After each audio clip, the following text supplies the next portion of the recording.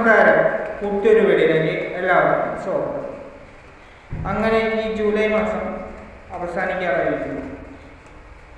ഈ മാസത്തിൽ 3 സിനിമകളാണ് ഞാൻ തിയേറ്ററിൽ പോയി കണ്ടത്. ആ സിനിമകളൊക്കെ എനിക്ക് എത്രത്തോളം ഇഷ്ടപ്പെടാതിരുന്നു എന്നൊക്കെ പറയാനാണ് ഇന്ന് ഞാൻ വന്നിരിക്കുന്നത്. ഈ 3 സിനിമകൾ കണ്ട് ഒരിക്കൽ ഞാൻ റിവ്യൂ ഇട്ടതാണ്.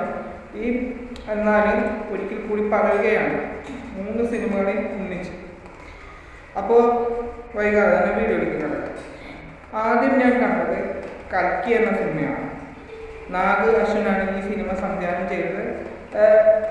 പ്രഭാസ്, അമിതാഭ് ബച്ചൻ തുടങ്ങിയവരാണ് ഈ സിനിമയിലെ മെയിൻ ക്യാരക്ടറായിട്ട് വരുന്നത്. അതോടൊപ്പം തന്നെ മലയാളത്തിലെ ശോഭന, തമിഴിലെ പശുപതി, മലയാളത്തിൽ തന്നെ അഞ്ഞാബൻ, ഇവരൊക്കെ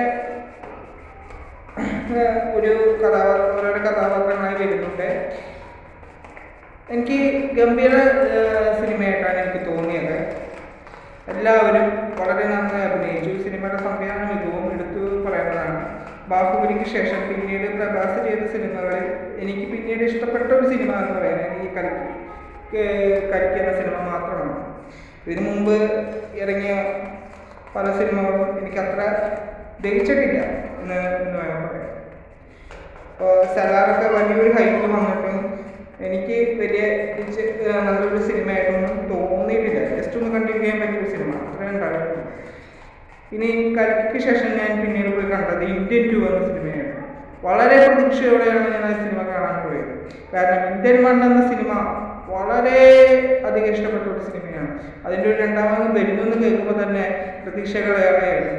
പക്ഷെ ആ പ്രതീക്ഷകളെല്ലാം തന്നെ നശിപ്പിച്ചെടുത്തു എന്ന് പറയാം.